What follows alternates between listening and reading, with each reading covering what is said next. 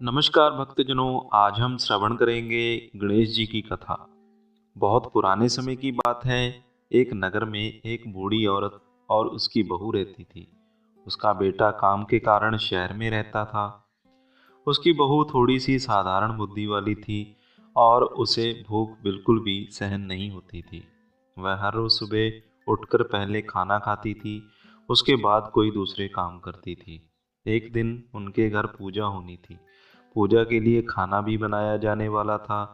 तो बूढ़ी औरत ने सोचा कि बहू तो सुबह ही हाय मुझे भूख लगी है और खाऊं खाऊं करेगी, तो सारा पूजा के लिए बना भोजन जूठा कर देगी। तो बुढ़िया ने क्या किया, अपनी बहू से बोला कि बहू, आज पूजा है तो तू खाऊं खाऊं मत करना, पहले जाकर कुएं से पानी भर ला, फिर आकर तुझे जो खाना है खा लेना।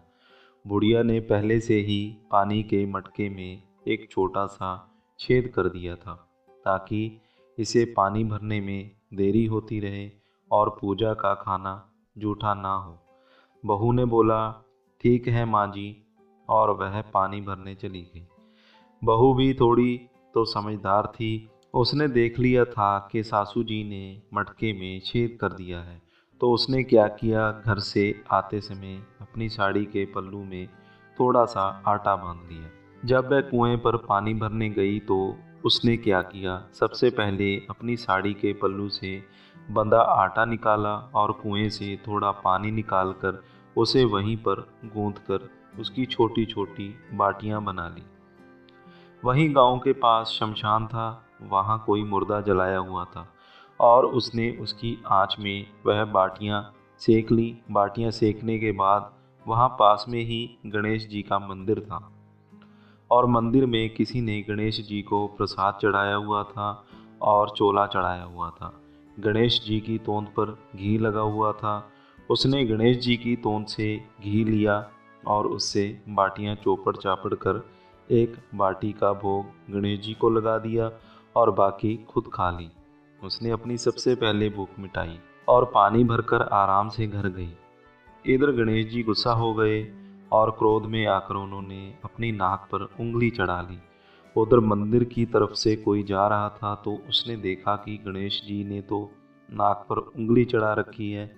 तो उसने आकर यह बात सबको गांव में बताई कि गणेश जी तो गुस्सा हो गए हैं और अपनी उंगली नाक पर चढ़ा रखे हैं। अब सभी गांव वाले गणेश जी की उंगली नाक पर से उतारने का प्रयास करने लगे। गणेश जी को मनाने के लिए कोई पाठ करने लग गया, कोई हवन करने लग गया। तरह तरह के भोग लगाए गए ताकि गणेश जी शांत हो जाएं और अपनी उंगली नाक पर से उतार लें। पर गणेश जी ने नाक पर से उंगली नहीं हटाई। अब धीरे धीरे यह बात राजा तक पहुंच गई कि गणेश जी ने गुस्से में आकर नाक पर उंगली चढ़ा रखी है। राजा ने बड़े बड़े पंडित ज्योतिष बुलवाए, उन्होंने भी यज्ञ किए, हवन किए, पर यह भी गणेश जी की उंगली नाक से नहीं हटा पाए। इसके बाद राजा ने पूरे नगर में ढिंढोरा पिटवा दिया कि जो कोई भी गणेश जी का क्रोध शांत करेगा एवं उनकी उंगली नाक पर से हटाएगा, उसे 5 गांव जागीर में दिए जाएंगे। हम सब लोग अपना अपना प्रयास कर रहे थे, लेकिन गणेश जी नाक पर से उंगली हटा ही नहीं रहे थे।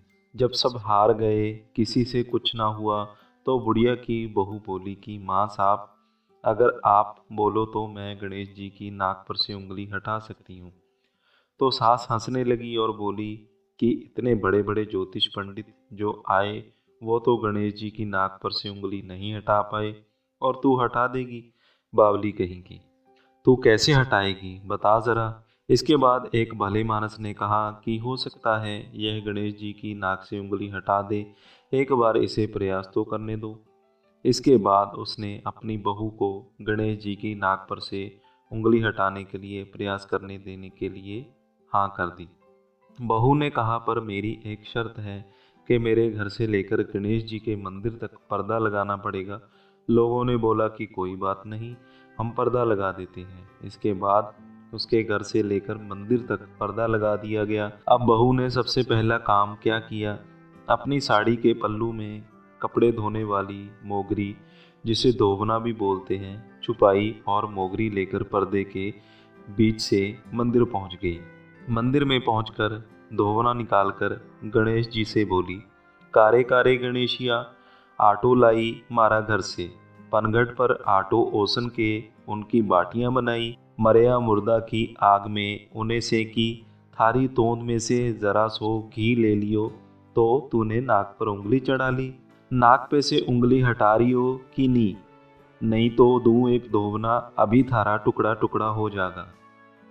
गणेश जी उसकी बात सुनकर डर गए और सोचने लगे कि यह तो सच में बावली है।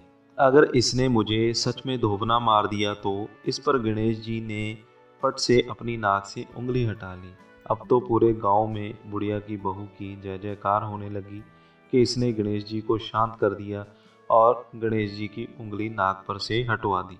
राजा ने अपने आदेशानुसार उसे 5 गांव जागीर में दिए। यह गणेश जी की उस बुढ़िया की बावरी बहू पर कृपा ही हुई थी कि जो उसे इतना सम्मान और 5 गांव जागीर में मिल गए। हे गणेश जी महाराज, जैसे एक बुढ़िया की बावरी बहू को क्षमा कर उस पर कृपा की, वैसे ही हम सब की भूलों को क्षमा कर हम पर कृपा करना। कथा अधूरी हो तो इसे पूरी करना, और पूरी हो तो इसका मान करना। कथा सुनने वाले का भी भला और सुनाने वाले का भी भला। तो बोलो जय श्री गणेश जी। तो भक्तजनों, ये थी आज की वीडियो। अगर आपको ये वीडियो अच्छा लगा हो तो इसे लाइक और शेयर ज़रूर कीजिएगा, और अगर आपने हमारे चैनल को सब्सक्राइब नहीं किया तो अब भी कर लीजिए, और साथ में दिए गए बेल आइकन को दबाना ना भूलिएगा।